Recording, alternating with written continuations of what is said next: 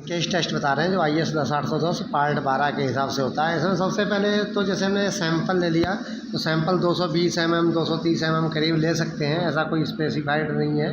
इन्होंने हालांकि 220 mm लिखा है, अबाउट 220 mm, थोड़ा ज़्यादा भी ले सकते हैं, कम ना हो। उसके बाद इसको प्रॉपर इस तरीके से हम चाकू से काट लेंगे, कंडक्टर निकाल लेंगे। अगर आर्मर्ड केबल है, आउटर शीट है तो आर्मर्ड निकाल लेंगे, अगर अनआर्मर्ड हो तो शीट छील लेंगे, ऊपर के इनर अंदर रह जाएगा इस तरीके से। तो इसके बाद हम इसकी लेंथ मेजर कर लेंगे। अगर हम स्केल से कर रहे हैं तो 0.5 की एक्यूरेसी का स्केल होना चाहिए, और नहीं तो वर्नियर से भी कर सकते हैं। तो हम दोनों तरीक़ों से कर सकते हैं, वर्नियर से और ज़्यादा एक्यूरेट आएगी। तो ये हमारे पास वर्नियर भी है, वर्नियर लेकिन इसके लिए कम से कम 300 mm या 250 mm का वर्नियर होना चाहिए। तो 300 mm का वर्नियर है हमारे पास। तो ये हमने इसको इस पर जैसे निशान लगा लेते हैं, हम एक लाइन ड्रॉ कर लेते हैं ताकि ध्यान रहे।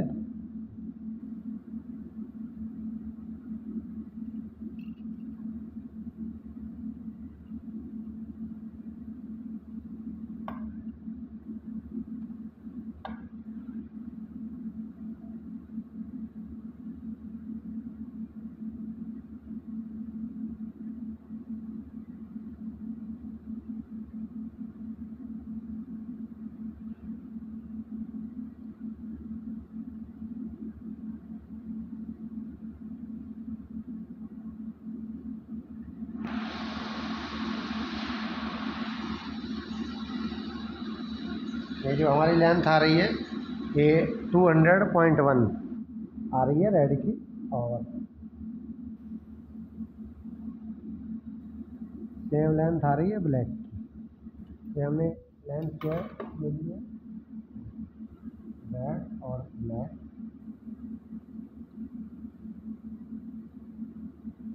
इसकी जो टॉलरेंस होती है ये 200 प्लस माइनस 0.5 mm जो है टॉलरेंस है, मतलब 199.5 और 200.5 के बीच में लेंथ रहनी चाहिए, जो कि IS में लिखा हुआ है, क्लॉज नंबर 6.1 में ये लिखा हुआ है। और इसे हम देखते ये हैं कि हमारी जो PVC की या XLP जिसकी भी हम करने जा रहे हैं, टेम्परेचर भी डिफरेंट है। जैसे अभी मैं PVC की कर रहा हूँ इंसुलेशन पे, तो टेम्परेचर IS 7098 या 5831 5831 में देख सकते हैं। और ये सबसे मेन चीज़ होती है कि हमारी जो PVC की ग्रिपिंग कैसी हुई है, ग्रिपिंग कैसी है PVC की, इसके लिए टेस्ट किया जाता है। इसका मेन जो उद्देश्य रहता है वो ग्रिपिंग चेक करने के लिए कि PVC की प्रॉपर ग्रिपिंग हुई है कि नहीं हुई है। तो अब हम देखो इसको लगाने जा रहे हैं। हमारा 150 डिग्री टेम्परेचर आ गया है, PVC का सैंपल है, तो PVC का 150 डिग्री पे 15 मिनट के लिए होता है। तो ये हम इसको लगाएंगे।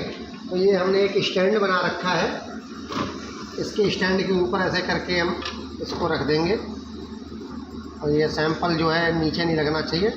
और इस तरीके से हमने इसके अंदर रख दिया, और ये इसके अंदर फैन लगा हुआ है। इसको अपन जो ओवन बोलते हैं, लैब ओवन हो गया, ये एयर ओवन भी बोलते हैं इसको, लैब एयर ओवन हो गया। तो एयर सर्कुलेट होती है। ये स्टैंड वैसे हम लोहे का भी बना सकते हैं, पर हमने लकड़ी का इसलिए बनाया कि कई बार बिना ग्लव्स के हम पकड़ लेते हैं तो उससे हाथ जलने का डर रहता है। तो ये लकड़ी वाला इतना गर्म नहीं होता, हाथ से पकड़ा जा सकता है आराम से। अब ये 15 मिनट के लिए टेस्ट चलता रहेगा। अब ये हमारे 15 मिनट पूरे हो चुके हैं। अब हम सैंपल को निकालेंगे, तो हम इसको इस तरीके से बाहर निकाल लेंगे। ये हमने निकाल लिया है। अब हम ये देखिए टेम्परेचर हमारा 27 डिग्री आ गया है। तो ये हॉट, ये हमारा कंडीशनिंग चैम्बर है, जैसा कि IS में लिखा हुआ है। हम इसमें ठंडा होने के लिए सैंपल को ऐसे ही रख देंगे, तो ये कुछ देर के लिए इसमें ठंडा होएगा। टाइम स्पेसिफाइड ऐसा कहीं IS में नहीं दिया हुआ है। तो अभी हम कम से कम इसको आधा घंटे के लिए हम रख देंगे इसमें। अब ये सैंपल हम आधे घंटे के बाद कंडीशनिंग चैम्बर से निकाल लाए हैं। इसमें ये साफ लिखा हुआ है, देखिए आप इसको पढ़ सकते हैं। 8.2 में after the period the specimen shall be taken out the oven and cool down in air to 27 ± 2 degree. अगर आपकी लैब का टेम्परेचर 27 ± 2 डिग्री मेंटेन है तो ओपन में भी कर सकते हैं। अगर कई बार ऐसी कंडीशन होती है तो ओवन में अंदर कर सकते हैं। अब अपन इसको मेजर कर लेंगे। देखिए ये निकल आया सैंपल। शीट हो, XLP हो, या अपना इंसुलेशन हो, फ्लेक्सिबल केबल हो, कोई भी हो, प्रोसीजर सबका एक ही रहता है। टेम्परेचर डिफरेंट हो सकता है, वो IS में दिया हुआ है, तरीका सबका यही है। अब हमने ये को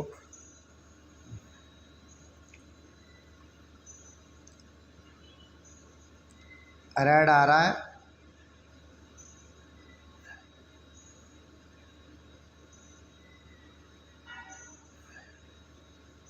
197.30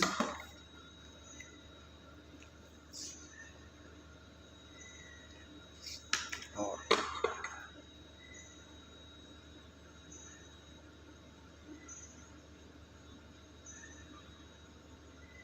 काला आ रहा है 196.92। तो जो इसका फार्मूला है ये है। तो अब इसका जैसे हम रेड का अगर अपन निकालेंगे रेड का, तो 200.1 माइनस 197.30 डिवाइड बाई 200.1 इंटू 100। तो ये हो जाएगा हमारा 200.1 माइनस 197.30 डिवाइडेड 200.1 इंटू 100। तो ये बराबर 1.399% हो गया, यानी कि इसको राउंड ऑफ 1.4% हो गया। अब ऐसे हम ब्लैक का निकालेंगे, तो 200.1 माइनस 196.92 डिवाइडेड बाई 200.1 टू 100।